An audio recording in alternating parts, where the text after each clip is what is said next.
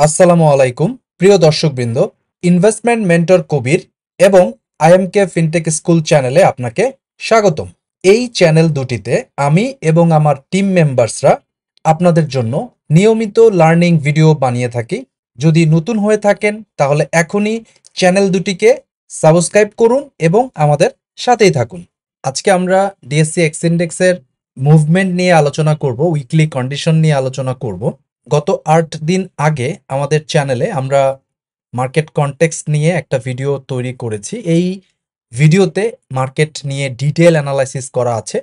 আজকে অতটা ডিটেইলে যাব না, তাই যারা ডিটেইল অ্যানালাইসিসটা জানতে চাচ্ছেন চাইলে গত ভিডিওটা দেখে নিতে পারেন।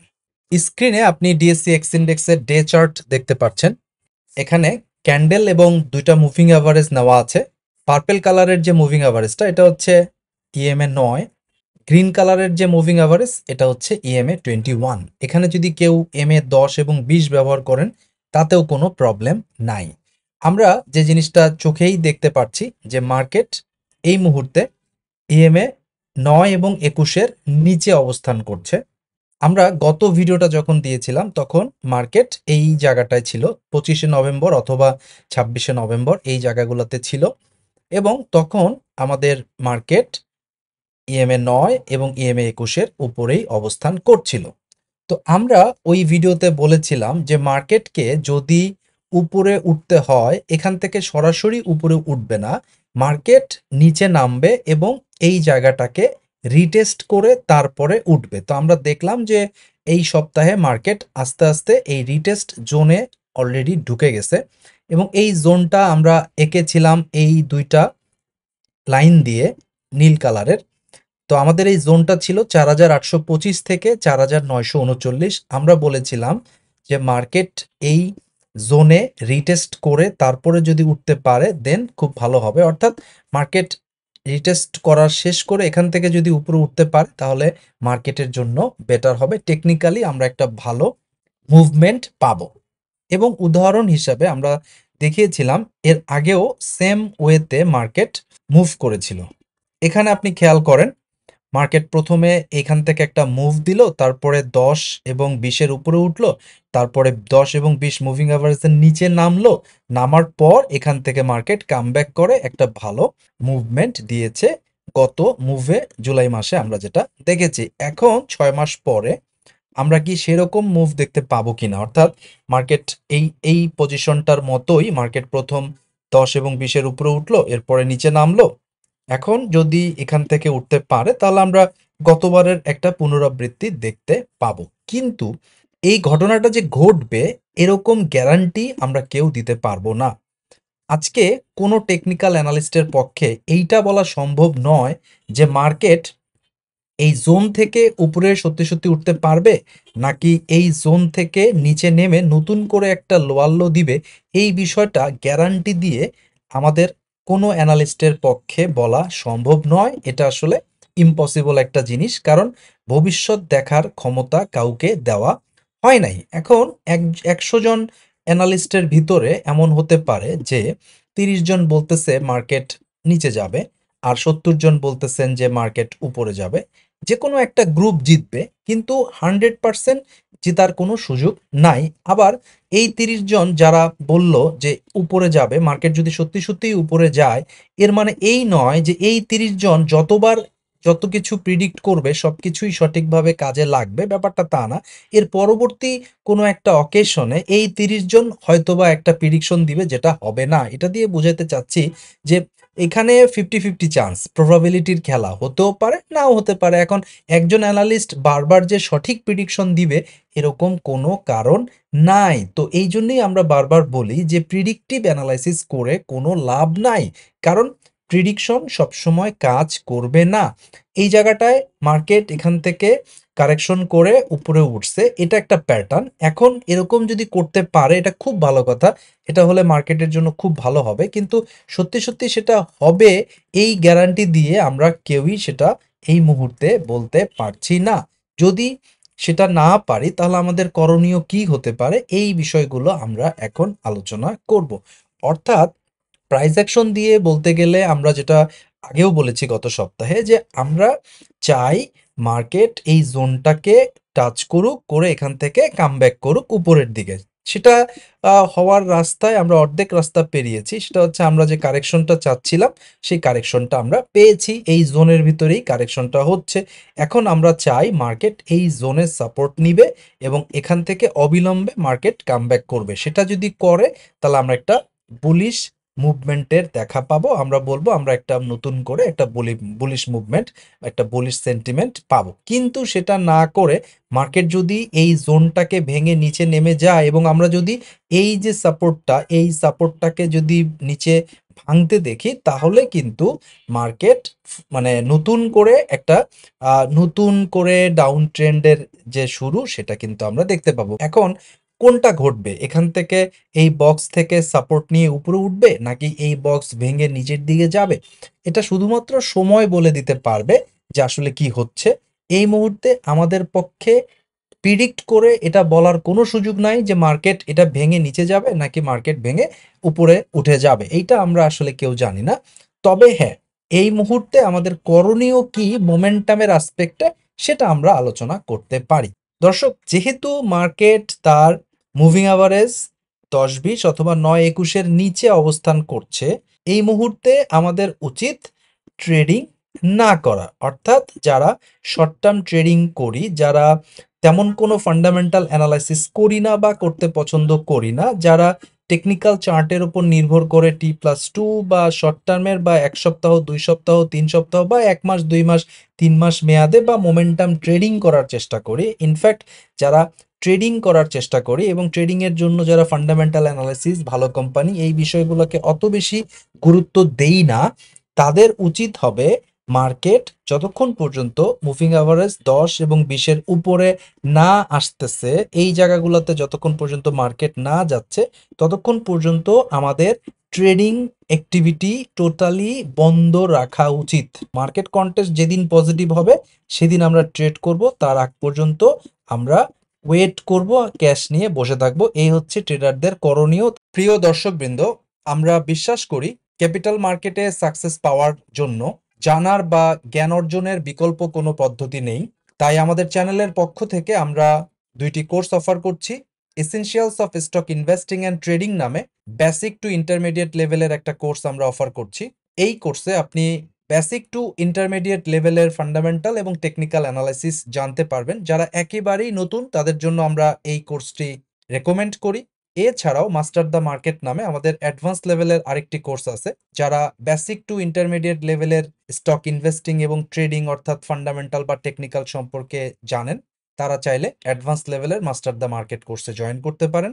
প্রতি শুক্রবার রাত 8:30 আমাদের নতুন ব্যাচ চালু হয়। আমরা বিশ্বাস করি সাকসেসফুল ইনভেস্টর এবং ট্রেডার হওয়ার জার্নিতে আমরা অবশ্যই আপনাকে হেল্প করতে পারবো। আপনার যদি শিখার ব্যাপারে পজিটিভ মাইন্ডসেট থাকে, তাহলে আমাদেরকে ইমেল করুন investmentmentorkobir@gmail.com অথবা imkfintechschool@gmail.com। এই ঠিকানায় ফিরতি ইমেইলে কোর্সের ডিটেল আউটলাইনটা আপনি পেয়ে যাবেন। ইনভেস্টররা মার্কেট কনটেক্সট নিয়ে অত বেশি ভাবেন না। তারা ভাবেন কোম্পানির ফান্ডামেন্টাল কন্ডিশন, কোম্পানির বিজনেস ঠিক আছে কিনা, কোম্পানি সামনে গ্রোথে থাকবে কিনা, কোম্পানি দেউলিয়া হবে কিনা, এই বিষয়গুলো ইনভেস্টররা চিন্তা ভাবনা করেন। কিন্তু এখানে ছোট্ট একটা বিষয় আপনাকে বলে দেই যে আপনি যে কোম্পানিকে ভালো মনে করছেন সেটা আসলেই ভালো কিনা, এই বিষয়টা কিন্তু আপনাকে কনফার্ম হতে হবে। কারণ এই কিছুদিন আগেও 5টা প্রবলেমেটিক ব্যাংক বন্ধ হয়ে গেল এবং এই ব্যাংকগুলোতে যাদের শেয়ার ছিল তারা কিন্তু তাদের টাকা বা শেয়ার কোনোটাই ফেরত পাচ্ছেন না। তারা হয়তোবা যখন কিনেছিলেন এগুলোকে তো ভালো ইনভেস্টমেন্ট অপরচুনিটি হিসাবেই ধরে নিয়েছিলেন। অর্থাৎ আপনি যে কোম্পানিটাকে ভালো মনে করে দীর্ঘমেয়াদে ধরে রাখতে চাচ্ছেন, সেই কোম্পানিটা আদৌ ভালো কিনা বা আরো ভালো থাকবে কিনা আগামী 2-4 বছর, এই বিষয়টা আপনাকে কনফার্ম হতে হবে এবং এই কনফার্ম হওয়ার জন্য আপনাকে কিছু অ্যানালাইসিস করতে হবে। সেটাকে আমরা ফান্ডামেন্টাল অ্যানালাইসিস বলি। হ্যাঁ, যদিও বাংলাদেশের ম্যাক্সিমাম মানুষ ফান্ডামেন্টাল অ্যানালাইসিস পছন্দ করেন না, বাট সমস্যা নাই। তারা যখন মার্কেট থেকে দেউলিয়া হয়ে যান বা তাদের কোম্পানি যখন বন্ধ হয়ে যায় বা জেড ক্যাটাগরিতে চলে যায়, তখন হয়তোবা তারা বুঝতে পারেন যে ফান্ডামেন্টাল কোম্পানি চেনা খুব জরুরি একটা দিক। তো যারা বুঝবে না, বুঝতে চায় না, তাদের কথা বলছি না। যারা নিজেদেরকে ইনভেস্টর হিসেবে ভাবতে চান তাদেরকে বলছি যে এইরকম মার্কেট কনটেক্সটে আপনার শেয়ারের দাম আরো কমতে পারে। সেই ক্ষেত্রে আপনি হোল্ড করবেন, এটাই স্বাভাবিক। ইনভেস্টরের কাজ হচ্ছে ভালো কোম্পানি কিনে হোল্ড করা। কখনো না কখনো মার্কেট ভালো হবে এবং আপনার কোম্পানি আপনাকে সঠিক রিটার্নটা দিবে। এটাই হচ্ছে ইনভেস্টমেন্টের ফিলোসফি। ইনভেস্টমেন্টের ফিলোসফি মূলত ৩ টা। একটা হচ্ছে গিয়ে ভালো কোম্পানি খুঁজে বের করা, তারপরে সেই ভালো কোম্পানিটাকে আন্ডার ভ্যালুড অবস্থায় বাই করা এবং মার্কেট কনটেক্সট যাই হোক না কেন ধৈর্য সহকারে অপেক্ষা করা, কারণ আমরা জানি কোনো না কোনো দিন মার্কেট আমাদেরকে সঠিক রিটার্ন দিবে। এ হচ্ছে ইনভেস্টিং এর ফিলোসফি। কিন্তু এই ফিলোসফির সবচেয়ে প্রথম যে শর্ত সেটা হচ্ছে ভালো কোম্পানি খুঁজে বের করা। এই ভালো কোম্পানি রাস্তায় পথে ঘাটে পাওয়া যায় না, চায়ের দোকানে আড্ডা দিলে পাওয়া যায় না, আমার ট্রেডার আমাকে চাইলেই বলে দিতে পারে না, আমার ইউটিউব চ্যানেলে 2টা ভিডিও দেখলেই ভালো কোম্পানি খুঁজে পাওয়া যায় না। ভালো কোম্পানি খুঁজে পাওয়ার জন্য একটু পড়াশোনা বা একটু অ্যানালাইসিস করতে হয়। তো যারা ইনভেস্টর হিসাবে নিজেদেরকে দাবি করেন, দয়া করে একটু অ্যানালাইসিস করার চেষ্টা করেন, নিজের জ্ঞান কনফিডেন্স দুইটাই বাড়ানোর চেষ্টা করবেন। এখন প্রশ্ন হচ্ছে, ট্রেডার যারা তারা তো চুপচাপ বসে থাকবে। তো আপনি ইনভেস্ট করেছেন, ইনভেস্ট করার পরে ভালো কোম্পানি কিনেছেন এবং আপনার কোম্পানির ইপিএস টিপিএস সবই ঠিকঠাক আছে, কিন্তু কোম্পানির দাম উপরে যাচ্ছে না, বরঞ্চ কোম্পানির দাম একই জায়গায় আছে অথবা একটু একটু করে কমছে। উদাহরণ হিসেবে ধরে নেন স্কয়ার ফার্মা। সে আপনি ডিভিডেন্ডের আগেও স্কয়ার ফার্মা কিনেছেন 220 টাকা করে, এখন স্কয়ার ফার্মার দাম হচ্ছে 203 টাকা। এখন এই যে স্কয়ার ফার্মার মতো এত ভালো একটা কোম্পানির দাম যে বাড়ছে না, এতে করে আপনার যদি মন খুবই খারাপ থাকে, অস্থির অস্থির ফিল হয় এবং আপনি যদি এটা মানতেই না পারেন, তাহলে বুঝতে হবে যে ইনভেস্টিং, শেয়ার বাজারে ইনভেস্টিং করার মতো মেন্টাল ক্যাপাসিটি আপনার নাই। এটা এই অস্থিরতার পিছনে হয়তোবা আপনার সলভেন্সির একটা প্রবলেম আপনি ফিল করতেছেন না, কিন্তু প্রবলেমটা আছে। তার মানে আমি বলতে চাচ্ছি যে স্কয়ার ফার্মা আপনি জানেন ইটস এ গুড কোম্পানি। এটা 220 টাকা দিয়ে কিনে 203 টাকায় নেমেছে। এতে খুব একটা অস্থির হওয়ার কিছু নাই, এটা আপনি বুঝতেছেন, বাট তারপরও আপনি অস্থির ফিল করতেছেন। এটা কেন হচ্ছে? মেবি আপনার সলভেন্সি নাই। তো স্কয়ার ফার্মার মতো ভালো শেয়ার কিনে যারা অস্থির হয়ে যাচ্ছেন, তাদের উচিত সঞ্চয়পত্রের যে কোটা সেটা পূরণ করে তারপরে মার্কেটে আসা। অর্থাৎ আপনি যদি স্কয়ার ফার্মা কেনার পরেও অস্থির ফিল করেন যে দাম কেন বাড়ছে না, তাহলে আমি বলবো যে ক্যাপিটাল মার্কেটে আসার আগে আপনি আগে আপনার 30 লাখ, 40 লাখ বা 50 লাখে সঞ্চয়পত্রের কোটাটা পূরণ করেন, তারপরে মার্কেটে আসেন। তাহলে দেখবেন যে 220 টাকায় কিনলে 203 টাকায় নামার পরেও আপনার তেমন কোনো অস্থিরতা কাজ করবে না। অর্থাৎ যারা ইনভেস্টিং করে ভালো কোম্পানি কেনার পরেও যাদের অস্থির অস্থির লাগছে, তারা আসলে মার্কেটে টাকা রাখার আগে তাদের উচিত সঞ্চয়পত্রের কোটা পূরণ করা, যেটা করলে আপনি প্রতি 3 মাসে বা প্রতি মাসে আপনি কিন্তু ভালো একটা অ্যামাউন্ট পাবেন। সেই অ্যামাউন্ট দিয়ে আপনার সংসার ঠিকঠাক মতো চলবে, আপনি এক্সট্রা এক্সপেন্স ডিল করতে পারবেন ওই টাকা দিয়ে। সো আপনার মানসিক স্থিরতা আসবে। অর্থাৎ আপনার টাকা যদি 40 লাখ মার্কেটে থাকে, আপনি একটা কাজ করেন, আগে সঞ্চয়পত্র করেন, সঞ্চয়পত্রের কোটা পূরণ করার পরে যদি এক্সট্রা 5 লাখ থাকে, সেই 5 লাখ টাকাই মার্কেটে আনেন। আদারওয়াইজ আপনি কিন্তু মার্কেটে স্থির থাকতে পারবেন না। আপনাকে ইনভেস্টর হওয়ার জন্য ধৈর্যশীল হতে হবে, আর ধৈর্যশীল আপনি তখনই হতে পারবেন যখন আপনি ফিনান্সিয়ালি সলভেন্ট থাকবেন। তো যারা ফিনান্সিয়ালি সলভেন্ট না, তারা ভালো কোম্পানি চিনে ভালো কোম্পানি কেনার পরেও মার্কেটের এরকম বাজে কন্ডিশনে অস্থিরতার কারণে এই ভালো কোম্পানি কিনে ইনভেস্টর হওয়ার পরেও তারা অস্থির ফিল করবেন এবং তারা কিন্তু তাদের পোর্টফোলিও ধরে রাখতে পারবেন না। অবশ্যই আপনাকে মার্কেটে আসার আগে বুঝতে হবে যে আপনার সলভেন্সি আছে কিনা। যদি সলভেন্সি না থাকে, তাহলে অবশ্যই সঞ্চয়পত্রের কোটা পূরণ করে তারপরে এক্সেস টাকা নিয়ে মার্কেটে আসা উচিত। সো দর্শক, আশা করছি মার্কেট কনটেক্সট সম্পর্কে আপনি বুঝতে পেরেছেন এবং ট্রেডারদের করণীয় এবং ইনভেস্টরদের করণীয় সম্পর্কে আমার মতামত আপনি বুঝতে পেরেছেন। প্রিয় দর্শকবৃন্দ, আমরা বিশ্বাস করি নলেজই আপনার সবচাইতে বড় সম্পদ। শেয়ার বাজারে সাফল্য ভাগ্য বা ঝুঁকিপূর্ণ জোয়ার উপর নির্ভর করে না, এটি নির্ভর করে একটি সুস্পষ্ট নলেজ বেসড স্ট্র্যাটেজি এবং সাইকোলজিক্যাল ডিসিপ্লিনের উপর।